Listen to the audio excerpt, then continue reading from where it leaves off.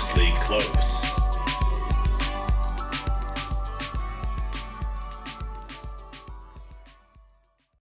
This episode is brought to you by William Mitchell Audio.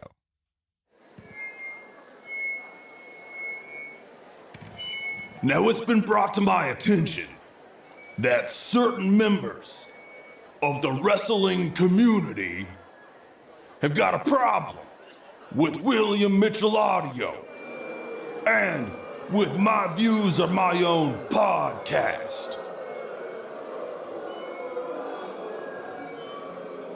Well, I've got one thing to say, and one thing to say only.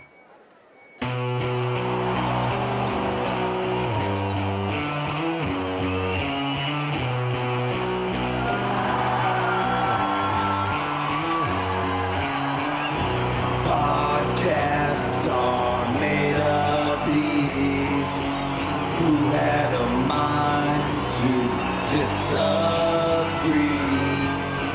Certain members of the wrestling community. Everybody, William Mitchell Audio. Go to WilliamMitchellAudio.com. My guest today is Nayra Martín Reyes. Nayra Martín Reyes, born in Tenerife Island. Did I say that right? Tenerife? Yeah, perfectly. Okay. Yeah. Okay. But now based in Ghent, Belgium, is a multifaceted artist, mainly focusing on painting and performance. Lately, she has been portraying the glory of the vulva, walking the fine line between suggestive and erotic, reveling in vivid colors that betray a silky soft touch. Her work depicts an immediate and unapologetic insight into the representation and understanding of the female sex. She is shown at the Biennale of Painting of Belgium, at Beaux-Arts Center in Brussels, at Vondel ICS in Amsterdam, and is currently showing at Spazio Maria Calderera in Milan, Italy. And I just learned Spazio means space in Italian. What's up, Nayra? Hello, that's lovely to be here with you. Thanks for the invite. Thank you so much for being here. And now I have to introduce our surprise guest, Patrick. Patrick, I don't even know your last name, Patrick. Yeah, it's Patrick Ford, like Henry. Patrick Ford from London, and the only information I was given to introduce you was partner in crime. Is that cool with you, or would you prefer to? No, that's good. I don't need any more. I'm like the anonymous partner in this relationship. I just support and help develop Nayra's project. Okay, so yeah, everyone listening, Patrick's more of a behind the scenes guy in this whole deal. But I do want to say thank you to both of you. I know it's a very busy week. So first of all, thanks for taking time out of your busy schedule. I know you've had a big show all week in Milan, and I was checking out some clips from the Italian national newspaper about your exhibit, but I can't read Italian, so I don't know what they were saying, but it looks amazing. And there's some awesome photographs of you doing a live performance. So is this like a multimedia exhibit that's happening right now? Yes. Well, the exhibition, we are with two artists. We have a curator that is very involved, and the organizer is Marco Flo. And the idea behind the show was to create an experience by combining all our ways of expression. I do painting and performance, and the other artist does photography, and the curator does also performance. So the curator, together with me and with Patrick as well, we created this original performance to realize it the day of the opening, so that people could really connect with the whole story and the concept behind the exhibition, which is a rebirth, a reawakening after the pandemic, for example, and it has to do with color, with being a woman, and being reborn again through positivity. Hopefully, that's the idea. Awesome. And like I said, I haven't seen video; I've just seen photographs, and of course, I'm a big fan of your art and your paintings. That's why, I mean, that's why you're here. That's how we became acquainted in the first place. But I don't know anything about your performance stuff. So like, and from what I could tell from the photographs in the newspaper, it appears like you're in the gallery surrounded by your paintings, and you're doing I mean, and it's really hard to tell, like just obviously from a still photograph. Is it some kind of, Yeah. is it like a, I don't even know what to guess. Like, is there a dance element? Well, formally speaking, we had on the floor a canvas that it was about, I don't know, 8 meters by 15 meters. And on it, it was the curator, Francesca, and she was kind of being a canvas as well. She was fully painted in white. And I was just playing myself, the artist, painting, because I love painting with my hands and with my body. And through the medium of the paint, that we chose a red color, so the medium of the paint, I was reawakening her. We were going through both connection, disconnection, love and hate, harmony and disharmony. But you really had to be, we also had a cellist playing live, improvising with us, which gave it this really intense feeling. But since I'm in a performance, that totally lose track about maybe what I'm doing. But Patrick was there present, so maybe he can explain it better as to what it was to be there and see it. Yeah, Nayra's performances are always somewhat chaotic. We plan them really carefully in the minutest detail, and then it all ends up with blood and hammers and pigs' heads and all manner of chaos.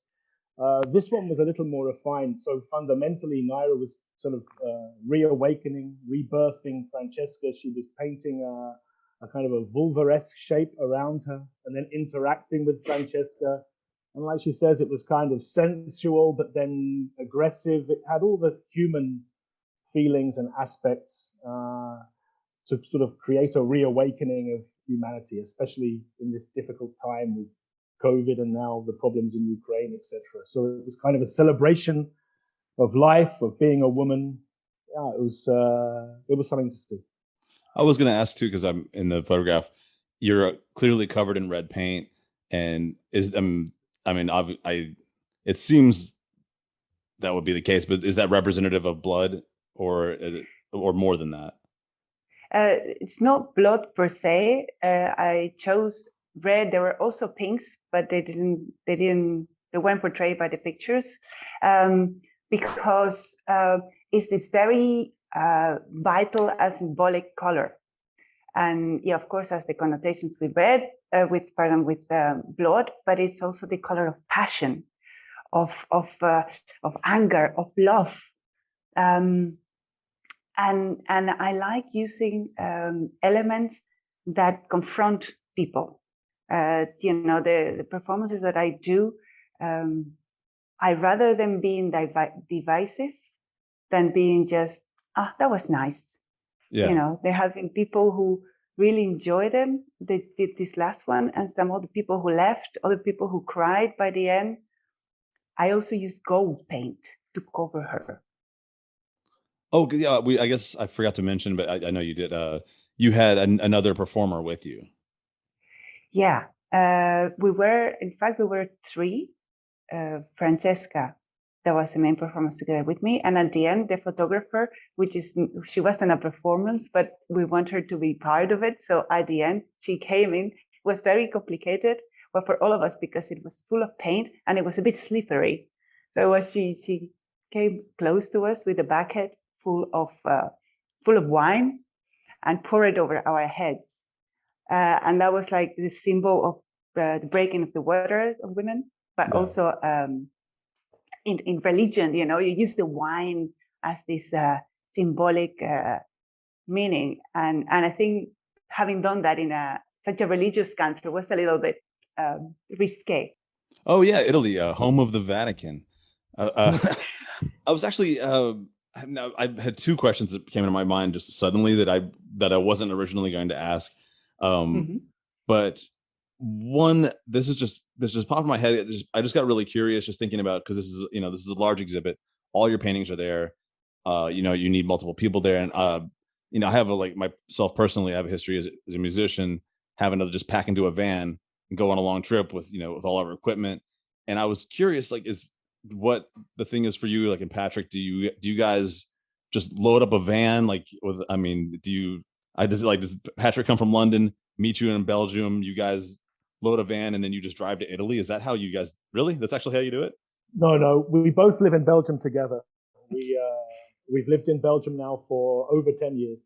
Okay.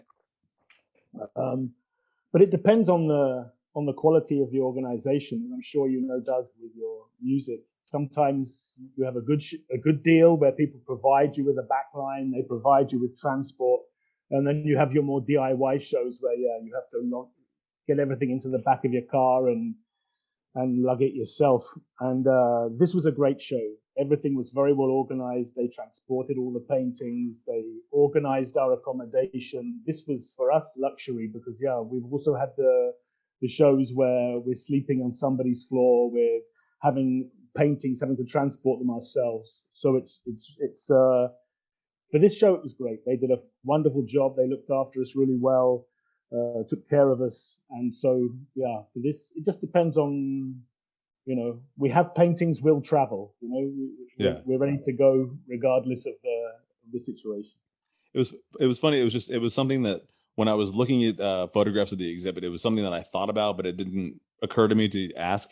But then I realized like I just had to know, and just the curiosity got to me because I was thinking, you know, obviously you can't just be at the airport. You can't just be like checking, you know, 30 paintings onto the plane, and also they're fragile as well. You can't just go, I'm going to check 30 fragile items onto this airline and expect them to not destroy. And you know, it's one of my favorite things to do is watch the baggage handlers from the plane just throwing people's shit onto the conveyor belt. So I would be if my paintings, if my life's work were on the baggage carousel and they were throwing them, it would be terrible.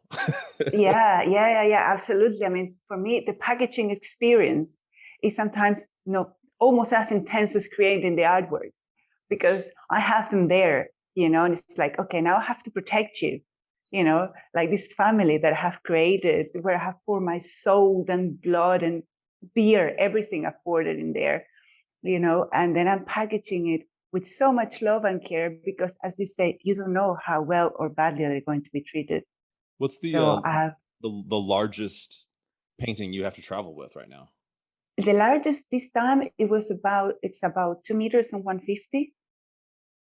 And before, in other projects, we've also made statues, let's call them, like sort of obelisk, and they were about also 2.5 meters by 2 meters, made out of tiles in big wooden boxes. That was more of a challenge. So the paintings is like, okay, they're just paintings, but the other expedition was more of a challenge.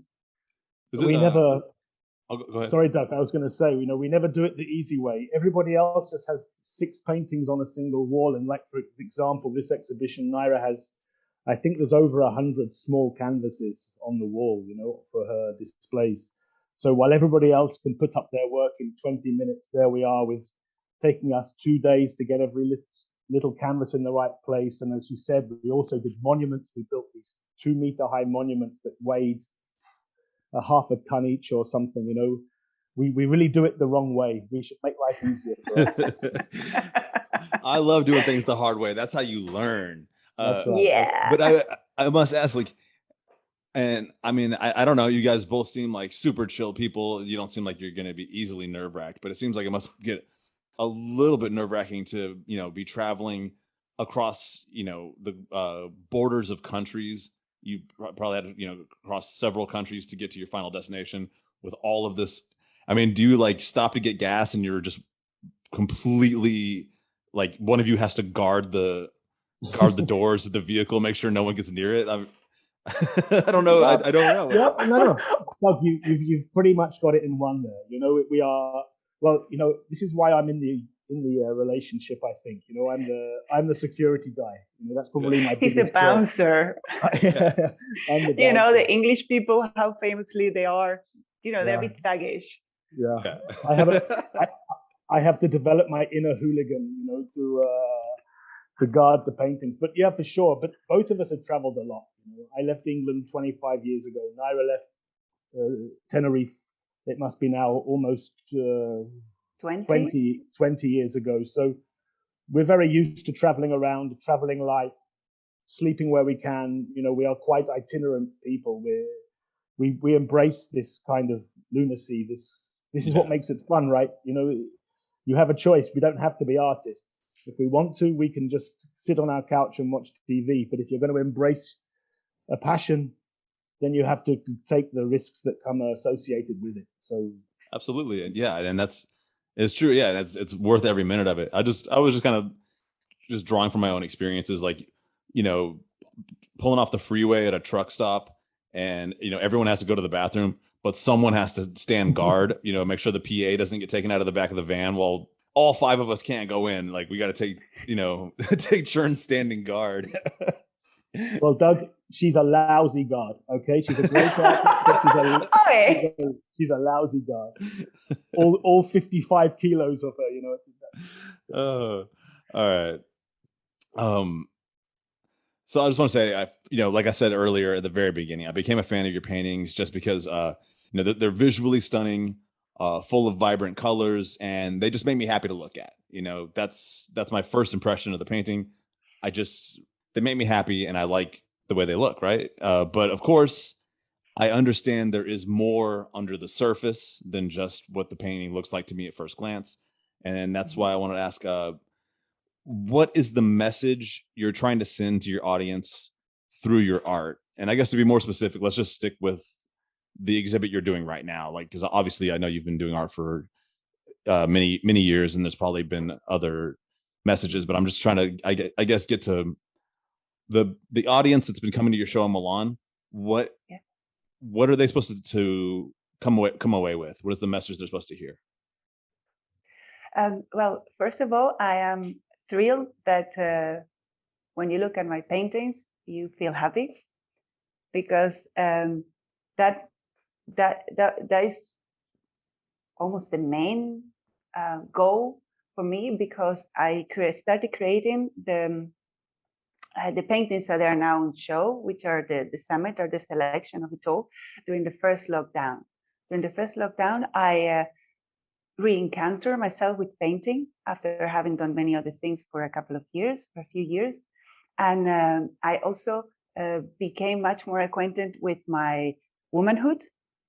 And I started discovering things, and almost all of them were very positive.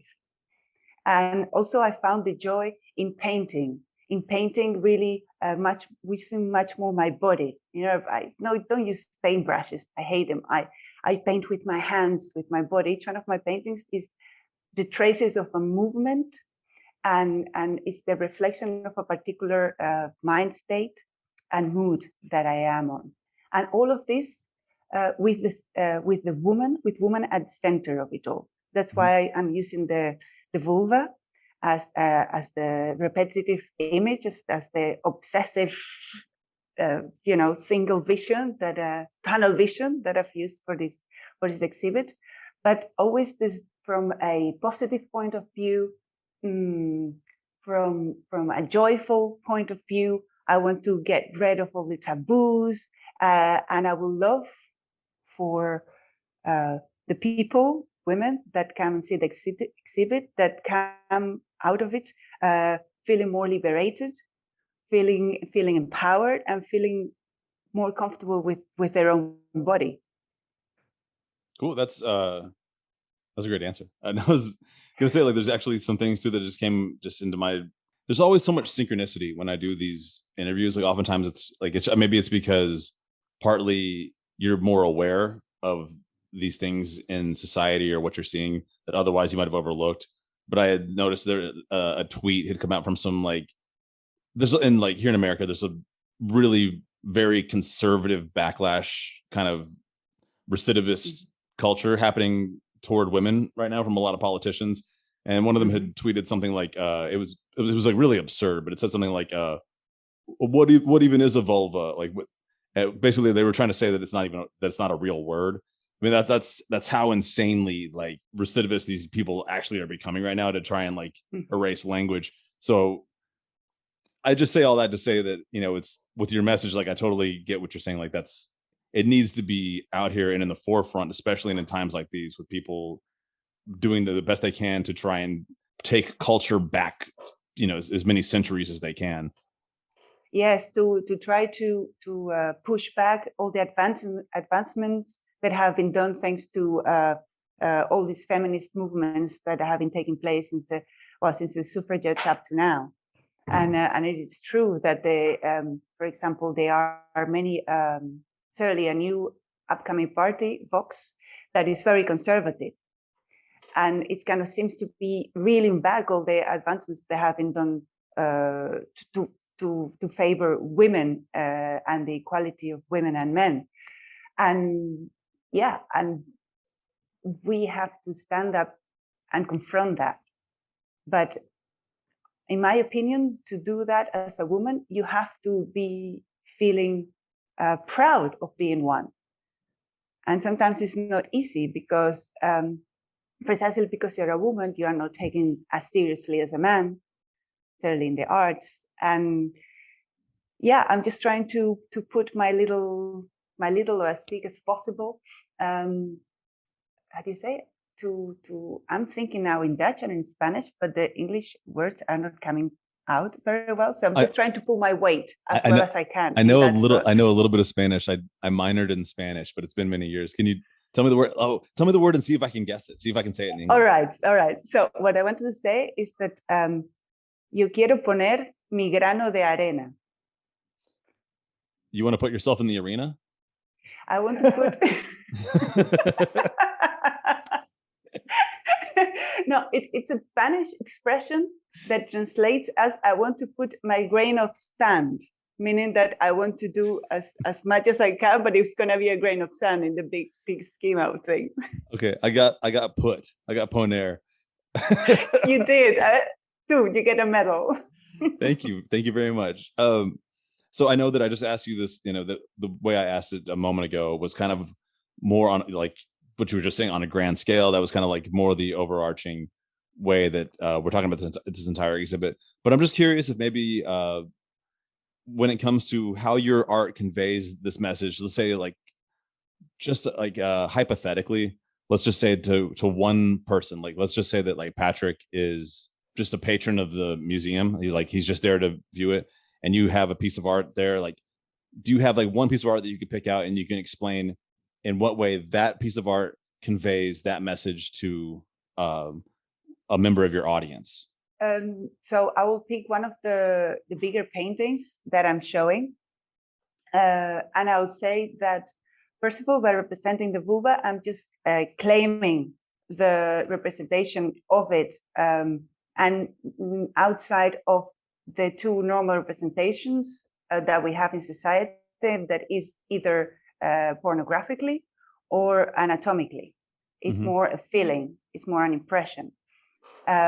Also, the way I paint it, I try to, I find like a state of mind that is exaltated, let's say, so that when I paint it, I'm not looking for perfection or for the representation of an anatomy, but it's more a feeling of freedom in the painting itself.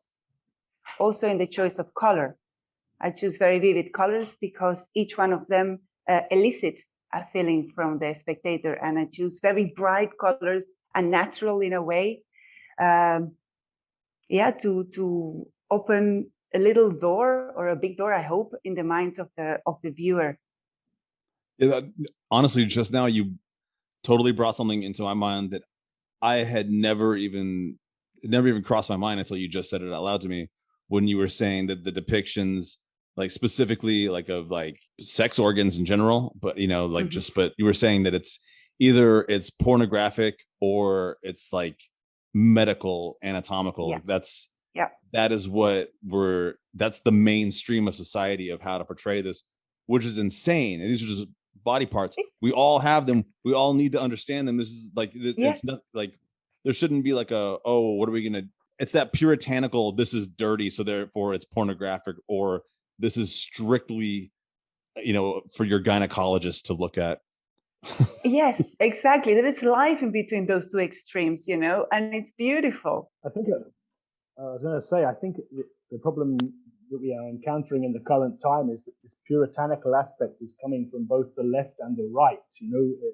It doesn't appear that anybody is viewing the bigger picture. It seems to be everyone's following their own specific agendas, and the victim of this is women, and the ability to say I'm a woman and just a woman, and just to be able to proudly state it and have no shame in who you are or your sexual organs or your identity. I think it's something that Nayra's really focused on in her work. It's so simple, yet in this modern day, it seems to be almost confrontational in just saying, well, I'm a woman and I'm just depicting what it is to be a woman. And yeah. And, it pains me to say this because I'm not criticizing these guys but I do have to bring up a group of men who have created something that I thought has been one of the most hilarious and fun things in the world to me, and that's Jackass.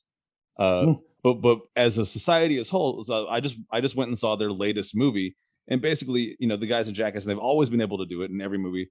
They pull their dicks out all the time, and they typically just do something funny with it, but like, but the point is, I mean, maybe here and there's some like very, very easily offended people that are like, how dare they show their penises?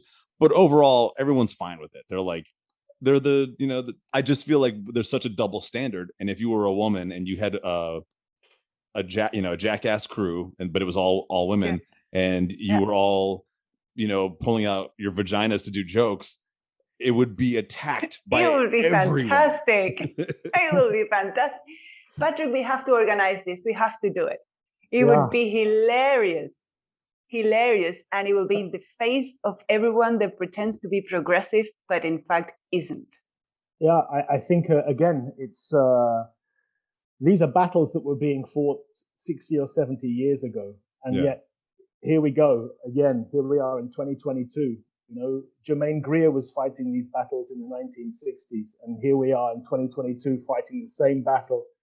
But this time, it doesn't seem that there's much support from any side. This is what I think is the big difference now, is that both sides have gone along this puritanical agenda, and it doesn't seem, even though people are suggesting that they are supportive, when it comes to the crunch, I don't see it. I don't see this support. I am immediately suspicious of anyone that criticizes art for being dangerous. That's anyone that criticizes art and says that it's a danger to society. That person automatically, to me, becomes a clear suspect of being a danger to society. I'll just go ahead and say that. Yeah, absolutely. I couldn't agree more, because actually art, to me, is the last bastion where one can truly be free. I mean, if you cannot free in what you think, in what you do, and what you say in art, there is no other space in society where you can be that free. That's why I'm in there. And also, I think all great art has had an element of danger somewhere, be it painting, be it music, be it film, be it music especially. I mean, I think all the great musicians, the great performers, it's not called rock and roll for nothing, right? I mean, there should be an element of danger when you go to see a show. You don't want to know exactly what's going to happen. You don't want to see everything choreographed and safe and asinine. You want to have that sense, that kind of kinetic sense that something could happen unusual, something could happen that challenges you, something that happens that is dangerous, I think. And in our own little way with the performances especially, we try to bring this aspect of the uncertain to our performances. When Nayra's, I say we prepare everything, but we always leave it open. There's always another 30 or 40% left open to, well, you react, you respond to how people respond to you. And that is where the magic happens, when whether it's uncomfortable, whether it's comedic. I mean, sometimes it can be just flat out funny. but there's always this element of possible danger. And speaking of that, what you just said about it being comedic or just flat out funny, I do want to bring it back to just a couple minutes ago, because I saw when I mentioned the thing about Jackass, and also Johnny Knoxville, Chris Pontius, Steve-O, I'm sorry guys, I'm not calling you out. I love you guys. But what I am saying is that when I mentioned the double standard, I definitely saw like a spark in Nayra's eyes, and then I saw I saw it in your eyes a little bit too, Patrick, that maybe there was an idea, maybe there's something that could, like a project, some kind of art project that could be done that could be being like, just exposing the double standard, maybe doing something that's like almost inspired by Jackass, which I don't know if you guys took that, I just saw the spark of inspiration in your eyes for a moment. It probably was fleeting and not something very serious, but I do want to offer my services as a consultant. If you guys ever decide to do that, I'd love to be a part. That sounds like a plan, man. Yeah, any collaboration, we love to collaborate.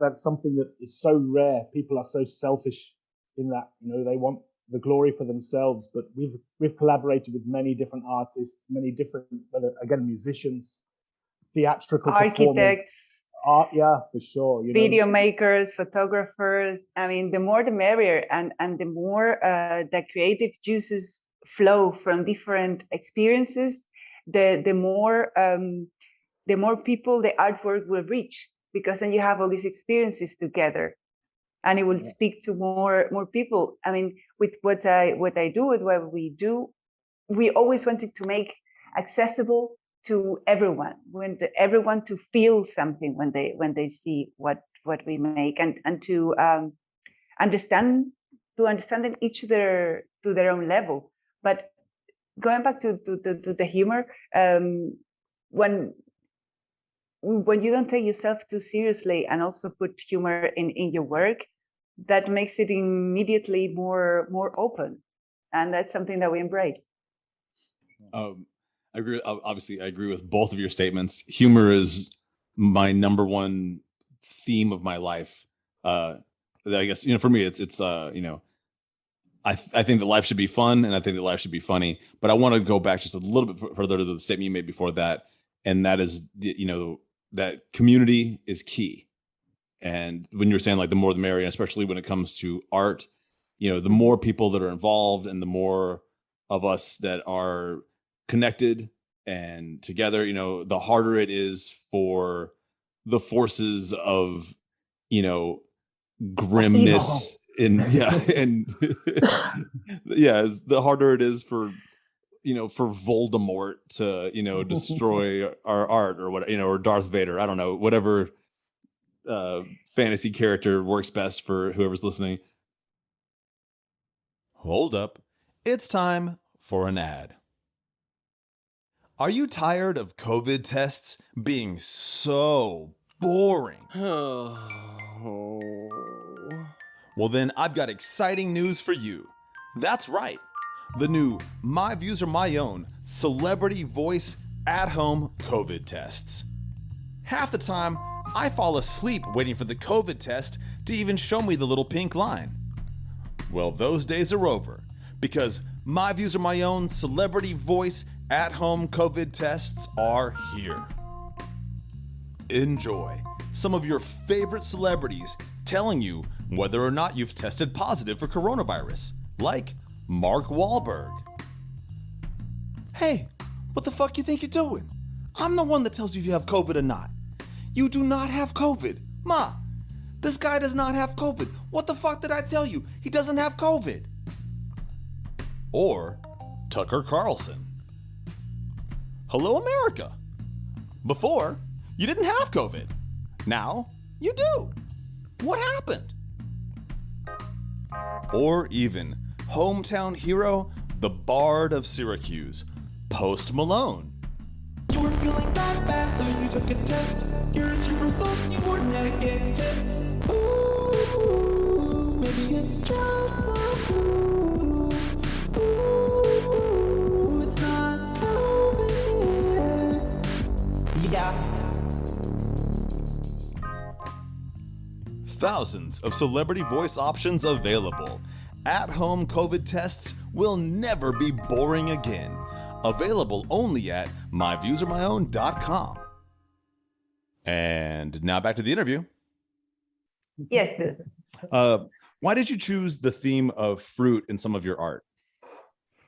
Well, I grew up in a subtropical island, right? Tenerife. And there, fruit grows everywhere, wildly. We have papayas, mangoes, avocados, bananas everywhere. You name it, we got it there. And the name of many of these fruits are used to refer to the female sex. Papaya, fig as well, and many others. So coming from a place where that is being used so much, I wanted to reclaim it. I wanted to take it and to own it. And even though it has some pejorative connotations when fruit names are used to refer to the vulva, I wanted to turn it to its positive. And I used fruits as an inspiration because of its color, because of their texture, and because they're really damn delicious to eat. Yeah. And they were the first inspiration to create this whole series. Okay, cool. And all right, well, that's the perfect answer. I really don't have anything else to go into on that one. But I did want to ask you, because you were just talking about, growing up in, I'm going to try and say it correctly, Tenerife? Perfecto. And that's in the Canary Islands? Yeah. And I guess it's kind of a two-part question. It's going to be like, I was going to ask, if you could just tell me a little bit what it was like growing up in a place like the Canary Islands. I mean, especially just, an island, it sounds a little bit tropical, and maybe some stories from that part of your life that you think influenced your art. All right, so let's start from the beginning. I was born out of a volcano in the middle of the island of Tenerife. Well, in the middle of the island, we have this huge volcano called El Teide. Okay. And it's the highest peak of the whole Spain, with almost 4,000 kilometers high. And growing around it's amazing. It's an experience that has made me really appreciate nature. So I don't remember when was the last time that I was in the beach or in contact with the sea, because it was since I was born. I was in the beach being completely salted and, covered in sand. The mountains are filled with very deep forests where there are little water dripping from the leaves because it's very damp. And then you have another area of the island where it's completely desertic, the south part of the island, full of rocks and lizards and hardly any vegetation, and where it's hot, like 30 degrees throughout the whole year. So you have this really incredible contrast from the greenness of the north, the dryness of the south. I don't want to interrupt you, but just because most of my listeners are in America, right?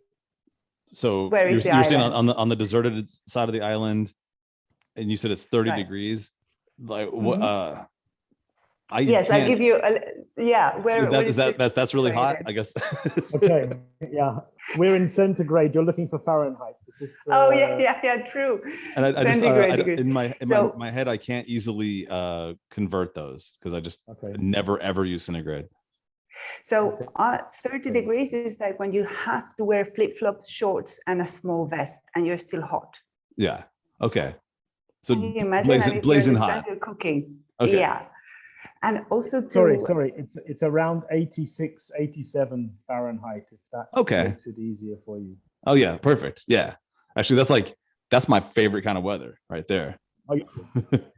It's a paradise, And just to help the listeners in America situate my island, Tenerife, or the Canary Islands in general. So if you picture Europe, Spain, and Africa.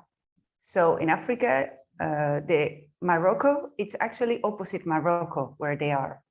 So geographically speaking, even though the Canary Islands belong to Spain, I am more African than Spanish. Okay. So anyone that doesn't quite remember their geography, this is further south than Morocco and obviously much closer to Africa than to Spain. Yes. It's only 60 kilometers from Morocco. So if you think about being on the west side of Morocco, it's just 60 kilometers west, and then you come across the Canary Islands. You know, they were a conquest. It's not geographically Spanish. It's only because of the conquistadors of 500-600 years ago that the islands are Spanish. It's interesting that it would stay a Spanish or that it would stay part of Spain. You know, do you know what I mean? Like, you know, for the most part, most places that have been colonized by European countries, for some way, you know, they might even still have the Queen on their money, but they're not part of Britain, or, you know, does that make sense? Yeah, sure. They're not part of France. But I think a lot of this is the fact that the islands were inhabited by a race that no longer exists.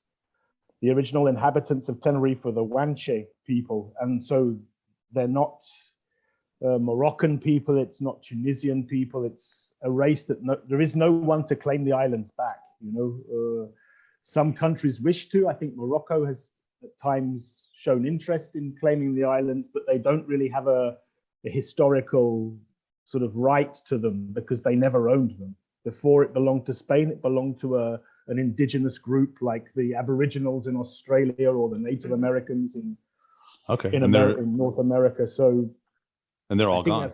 They're all gone. That's a big problem, because when the Spanish conquered the islands, they destroyed completely the identity that we could have still nowadays, because they destroyed all documents, they destroyed all most of the ceramics that existed, most of the traces that the civilizations left behind. Even like the Guanches, before the Spanish got there, they mummified their people, like the Egyptians. Yeah. So this is a true genocide. Yes. Another one. Yeah, another one.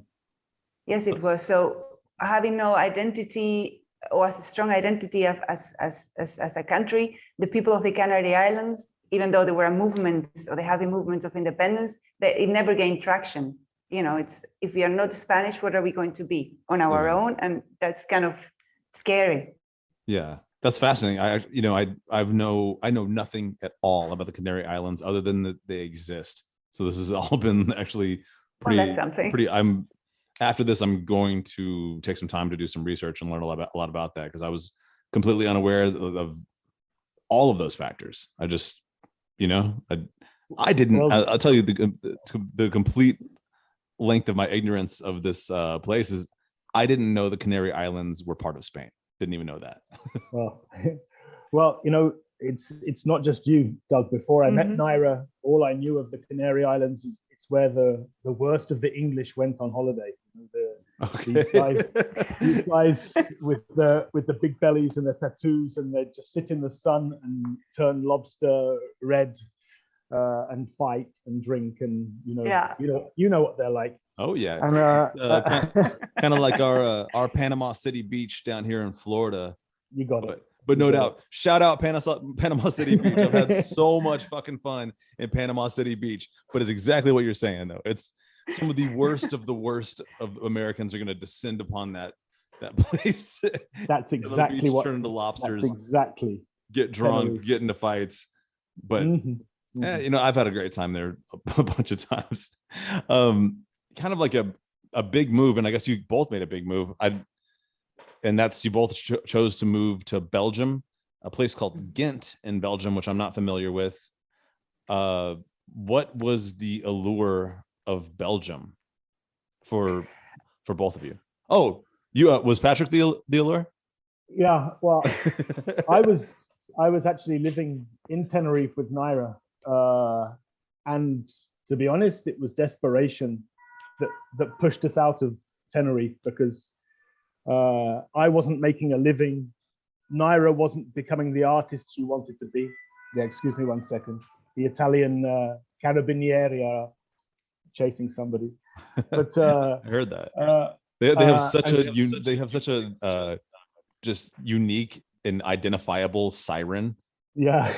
Yes. Yeah. And so we simply decided we had to go.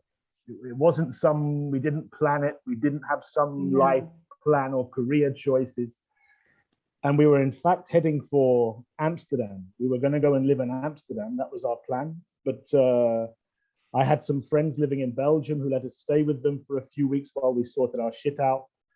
And one of them took us to Ghent.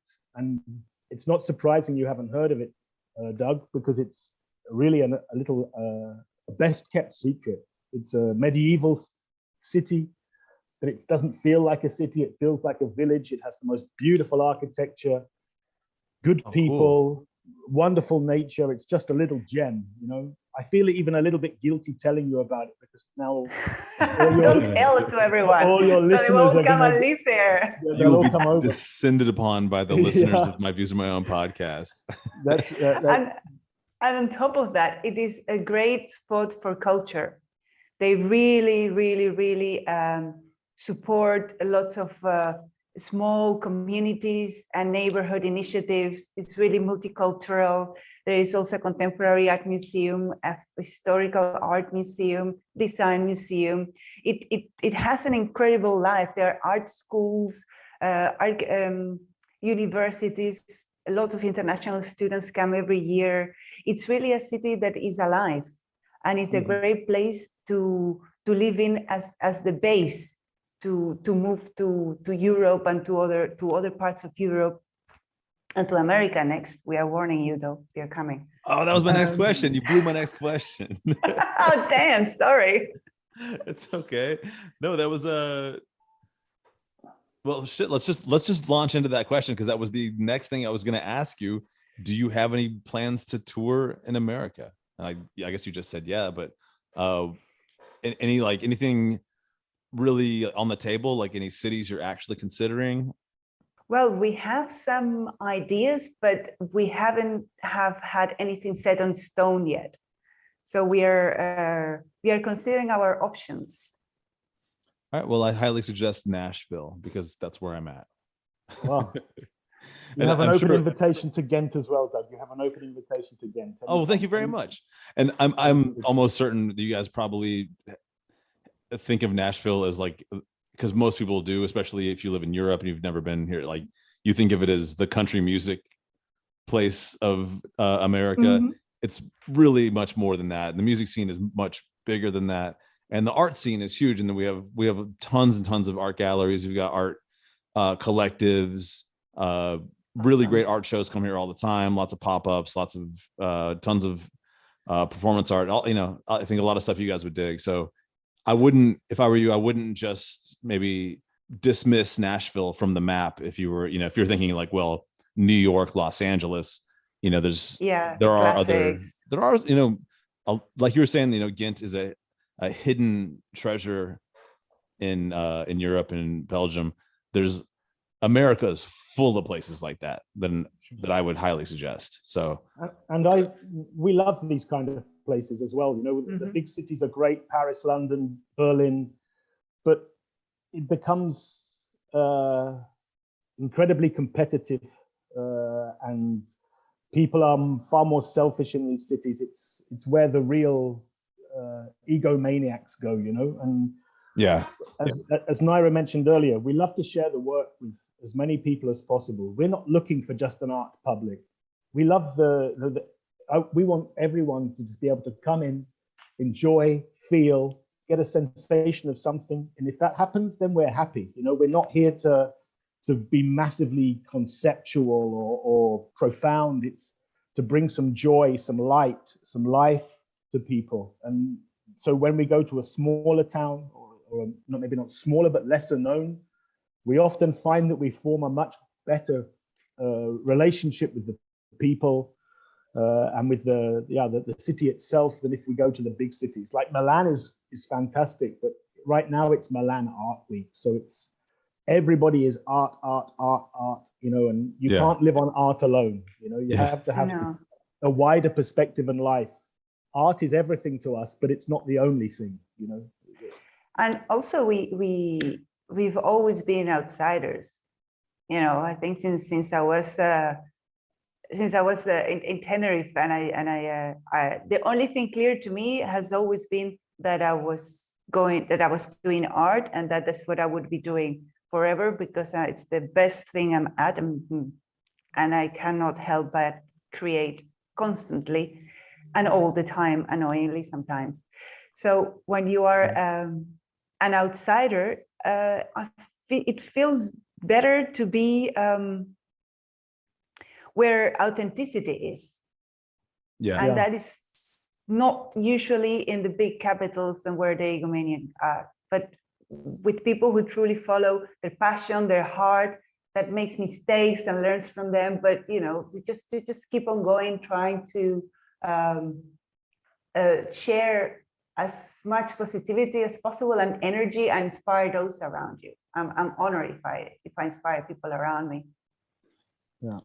And I want to say to you, like, of course, you guys would be, you know, warmly received on the East Coast, the West Coast. But what about maybe, and this is the last time I'm going to shout out the American South, but, you know, you could do a tour, like you could fly into Kentucky and just go Louisville, Nashville, Atlanta, New Orleans, and you might end up having much more of an American experience than you might have expected, because you were in a, you know, because you weren't just in the authentic parts city, which because you've already been to a million big cities. Europe's full of, you know, London is probably so similar to New York. I can't say that for a fact that I haven't been to London, but I've been to New York plenty of times to be like, I'm sure you've seen it. Doug, you have to make this happen, right? We accept your offer.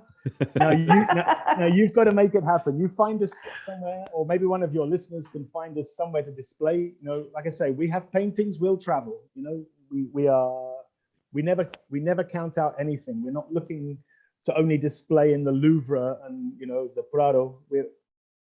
If the people are there and they want to see it and they have a taste for it, then we're up for it. We'll stay in touch on this topic. I've got, you know, I have a lot of connections. A lot of my friends are artists, and I mean, I could absolutely certainly help you guys, at least at the very least, help you decide the tour you want to make happen. You know, I'm feeling already like some kind of rock stars talking about tours and locations. You know, it feels fantastic. But it's always been a dream of ours, you know. This actually totally just segues perfectly into this other thing I did want to ask too, because we were just talking about having great experiences, you know, in the future tense when you do your the Southern United States tour. In some of the cities I mentioned, and some of the cities I didn't mention, there's a lot of great places I did not mention. That's just a line that I might follow, because those are all cities that I'm very familiar with. But I did want to ask, like, what are some of like the just like best experiences you've had touring your art in Europe? To me, the most intense experience was actually in Amsterdam. Was presenting a performance with pigs' heads, and there was the performance had its structure, but I wasn't really sure. We weren't really sure if that was going to be the right place for it, because we were invited. We live in Belgium. We were invited by this guy organizing a surrealist festival of poetry and music. And so we went, and when I went in and I saw these people dressed up, kind of not just drag queen, but I mean, people with a TV on their head, with a wetsuit on, a wheelchair. And I thought, okay, this is the place to be. And I totally let myself go. And I found myself on stage, topless, with a big mask on, smashing with a hammer a pig head. And I kind of totally lost it. I know some people on the public were having a little scream, running around and leaving. And I remember seeing Patrick from afar, looking at me like, what fuck are you doing? Yeah. Again, you know, I spent weeks carefully choreographing and arranging and like, okay, the music does this and you do this at this part of the music and then you change here. And then I'm just looking at this lunatic covered in red paint smacking a pig's head with a hammer. And it's like, this isn't what we agreed on, you know? But of course, that's the magic, that's the danger, that's the moment that you live for, you know? That's the less organized. There's no way you could have predicted, you know, especially after all that careful planning, that the next thing that would happen is you would take a look up and it would just be a scene of the apocalypse and chaos. Yeah, this is what happens when you're with a canary woman. You know, this is the Tenerifeans are like this. You know, they don't really like to follow regulations and structures and narratives. You know, they're wild. You know, they're wild. Once again, you have really inspired me to like. I want to start learning a lot of the history of the Canary Islands. I'm gonna get a book on it. You have to go. You have to go. You know, because when I first went there, I felt like you, Doug. I thought, what is this place? You know, it's a place for English tourists, and then you dig deeper, and it's just the history is just is fascinating. The nature is stunning, breathtaking nature, and the people have a unique character. You know, they're not Spanish. It's not like going to Madrid or to Valencia. It's a unique taste. And also historically, all discoverers that went to America had to stop in the Canary Islands. Cristobal Colon stopped in the Canary Islands. All the adventurers who went to America. Cristobal Colon in Spanish. They all stopped there. So they have been on the map since the maps were conceived in the world. Yeah. That's awesome. All right, guys. Now I got to tell you something, and that's this. We are getting dangerously close to the lightning round. Oh my God. I don't know if you guys are familiar with how the lightning round works, but it's how we end every interview. I ask you questions super fast, and the entire point of this is for you to not think. Gut reaction answers only. Just, you know, it's not cerebral. It's all just what you feel that the answer is. I was just going to say, like, how about I just like, we both answer, or well, I was thinking like, because I want you both to answer these questions. Okay. So how about you both just give your individual answer? Also, some of them. No problem, Doug. There's no taboos here. You just, okay. You just hit well, only one of them has an answer that I have an opinion on. Okay.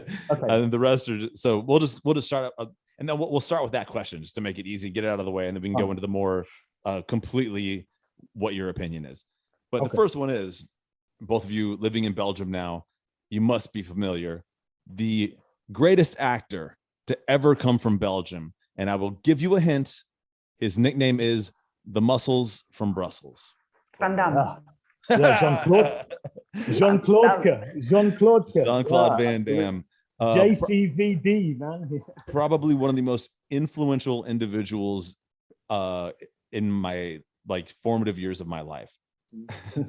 All I did was watch Jean-Claude Van Damme movies and want to be him for like fully until I was like almost a teenager. So but that makes total sense. I think he was the first one that I had unknowingly a crush on. Like an actress, like I just wanted to look at film. Yeah, I know. You never told me this. So now I know why we came to Belgium, just so you could be closer to Jean-Claude. I mean, and what's your favorite film, Doug? What's your favorite? Well, I mean, I'm tempted to say Bloodsport, but I'm gonna have to go with maybe Double Impact. Great. For people at home, that if you haven't seen Double Impact, that is the movie where Jean-Claude Van Damme plays two characters. He plays twin brothers, and it's actually seamlessly well done for the time period the film was done in. And he's like, one brother is like from Los Angeles, and he's very like not a fighter, just, you know, loves the nicer things in life. The other brother grew up in like the mean streets of like Hong Kong, they were separated at birth, but they have to band together to find the murderers of their parents. It's a beautiful film. Well, classic, it sounds great. it's one of those classic canon 80s films, I guess. You know, one of those that really capturing that golden Jean-Claude era. Yeah. But he's a legend in Belgium too. You know, he's a yeah, he's got to be. I mean, he did make that movie JCVD that was shot in Belgium that was kind of like self-deprecating. But of course, for most people, Bloodsport. If you've never watched a Jean-Claude Van Damme movie, start with Bloodsport. It is his magnum opus. It is legendary. All right. This is I guess just take turns answering it. What is your favorite fruit that resembles a vulva? Papaya. Yeah. I'll go for a fig. Fig? Yeah. A fig? Yeah. Yes. You have figs in America, or do you have another name for them? I don't think I've really, like, when I think of a fig, I think I've only seen dried figs. I don't think I've ever really had a real fig.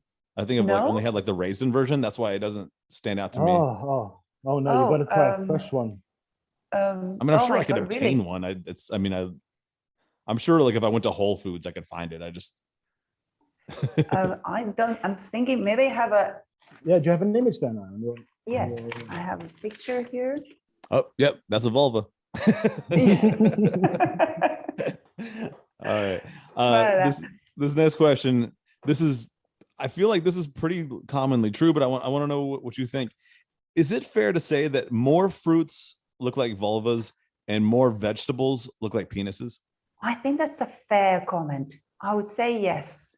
Yeah, I'd say you have stumbled across, or maybe finally thought out a very apposite fact there, Doug. Yes, I think so. I mean, I'm sure that philosophically we could dive deeper into that and be like, oh, we should one day. hours. I mean, these are the kind of things that I will sit and dwell on. Just be like, why? Especially if I've done something like microdosed and I'm on a little bit different of a level of thought. I'm like, well, I think that God wanted us to think that vegetables were more like penises, but fruits were more like vulvas. Anyway, moving forward, I do want to say this is an important thing to bring up. I just want to point out to anyone that wants to bring up that bananas are typically considered phallic. You, Nayra, actually have a piece called Banana Slit that completely dispels that notion. Yes. Was that your intention? Yes. Well, it was kind of twofold. First of all, I'd made several paintings inspired in a banana, and with one of them, I took a self-portrait using put in the painting where my vulva is. So to play this double game of if mine is a fruit, this one is also a fruit, female, male, the classic. But on the other hand, when I was painting the banana, it I don't know, it just looked like a slit. It looked like a vulva, and I thought, well, there you go. Therein goes as well the fluidity of gender that nowadays is everywhere. You have to break down the stereotypes and just be natural. I just want to say too, I just thought it was so cool because it came to my mind while I was writing the vegetable fruit question, is that you totally took the one, universally penis fruit and completely changed it. And and also you have the oh, thank you. Oh my God, I take that as a trophy. But I wanted to say, of course, it's also a play on words on the banana split ice cream. One of my favorite food groups. And on top of all that, the banana in the Canary Islands, it's a cultivo in Spanish. There is an incredible amount, an incredible extension of the Canary Islands. It's used to cultivate bananas. Oh, cool. So it's again going back to my origins. Yeah. Now this is a completely hypothetical question. Oh, by the way, you guys are killing it at the lightning round. We're actually keeping it lightning. Sometimes sometimes we just get mired in the mud when I'm trying to do a lightning round and can't get past the first question. So we're actually doing it the right way. Completely hypothetical question. An artistic medium that you haven't used yet is there anyone that you are considering doing something with in the future? Food. Food? Hell yeah. Yes. Hell yeah.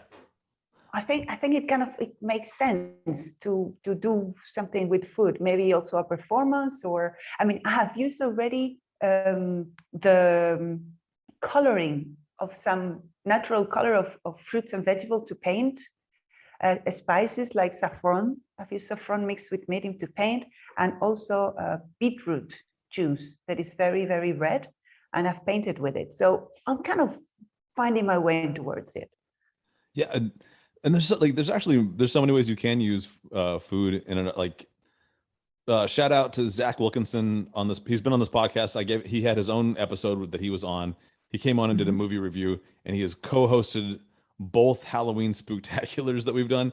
But his actual profession is chef, and he's cooked for like Arnold Schwarzenegger, and like, you know, people love his food, but he does have a very unique gift for just taking food and putting it on a plate in such a way that you don't want to eat it because you don't want to disturb the presentation. Because it looks so beautiful.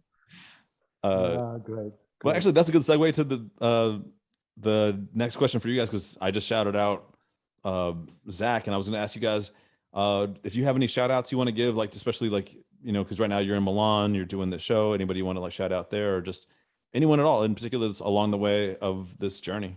Patrick, what do you think? Well, Francesca, especially. My Italian is not so good either, Doug. So yeah, what's her surname, Nayra? You can say Interlinghi.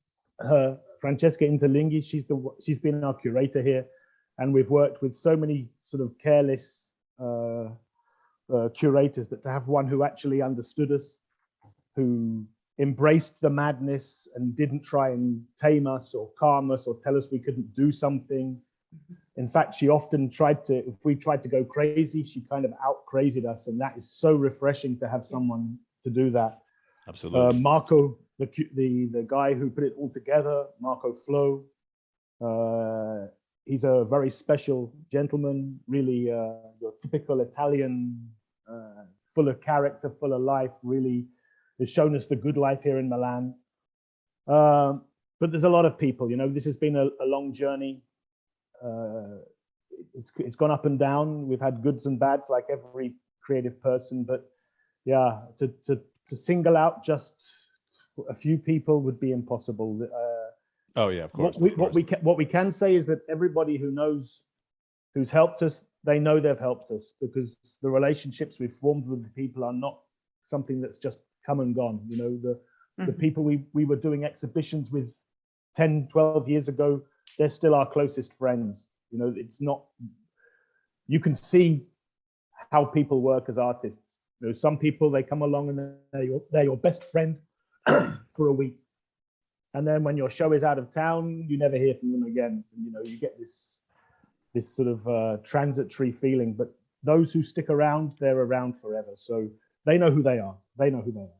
Nayra, is there anyone you'd like to, anyone else who I missed? Someone special? No, from Milan, indeed, Marco Flo, who we got in contact actually via Instagram. So this lockdown, even though, well, it has been horrible, but it has made everyone more, for everyone easier to move on into the online media, to look for new people, to look for new relationships, and thanks to that, we are here in Milan. So Marco Flo, Francesca, Deborah, the other artist, it was also very interesting collaborating with her. And the media from the Canary Islands, there are a few journalists that have been supporting me for years. And it's very important not only to do the art and show it, but also for journalists to bring it to the people, because then it's like it has really happened, you know.